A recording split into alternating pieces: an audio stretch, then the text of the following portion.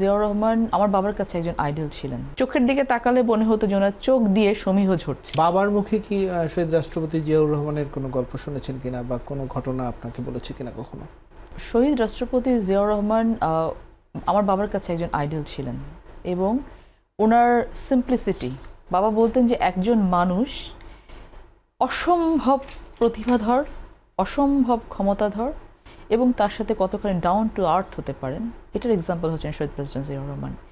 এবং তিনি মানুষকে ওয়ান টু ওয়ান যেভাবে ডিল করতেন, মানুষকে যেভাবে সম্মান করতেন এবং মানুষের সাথে যেভাবে মিশে যেতেন, আমার বাবা বলতেন যে আমি তার কাছ থেকে এই বিষয়গুলো শিখেছি।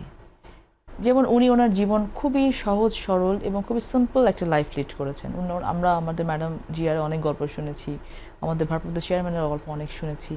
তো উনি যখন শহীদ প্রেসিডেন্ট জিয়াউর রহমান সম্পর্কে কথা বলতেন, একটা গল্প আছে, উনি আমাকে বলেছিলেন যে পল্টন অফিসে এরকম তখন মানে পার্টি অফিস যেটা ছিল আর কি, বিএনপি এরকম একটা পার্টি অফিসে প্রেসিডেন্ট ওনাকে ডেকেছেন যে আসতে হবে, বেশ কিছু ইম্পর্টেন্ট কাজ আছে। কোনো একটা ক্রাইসিস মোমেন্ট হয়তো ওই সময় চলছিল।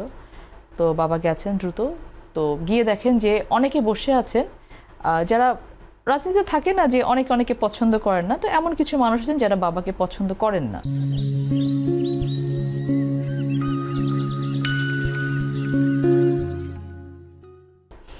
তো বাবাকে ওই জায়গাটা দেখে ওরা একটু হয়েছে যে এই মিটিংয়ে কেন পটল কেন আসবে, এরকম একটা কিছু। তো যেহেতু আমাদের শহীদ প্রেসিডেন্ট জিয়াউর রহমানকে ডেকেছেন, আমার বাবাও ভেতরে গেছেন, ভেতরে গিয়ে বলছেন যে স্যার আপনি আমাকে তো ডেকেছেন, তো এই মিটিংয়ে আমি বসলে তো অনেকে অখুশি হবে স্যার, এখন আমি এখানে না বসি। তো উনি বলছেন যে তোমার উপরে অখুশি আছে কেউ? তো বলেছে যে হ্যাঁ। বলছে যে ঠিক আছে, আজকের পরে কেউ থাকবে না।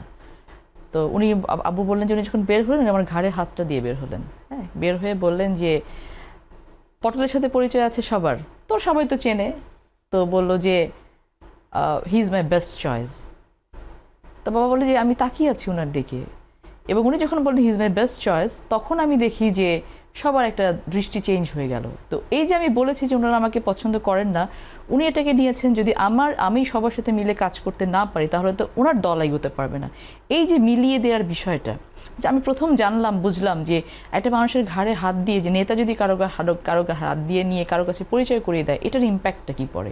সো এরকম একেবারে ইন্ডিভিজুয়ালি উনি কিন্তু মানুষের সাথে মিশে গিয়ে প্রবলেমগুলো সলভ করতেন। সো ওনার সম্পর্কে যখনই কথা বলতেন, চোখের দিকে তাকালে মনে হতো যে ওনার চোখ দিয়ে সমীহ ঝরছে, এরকম একটা বিষয় ছিল। কথা দিয়ে তো থাকতোই।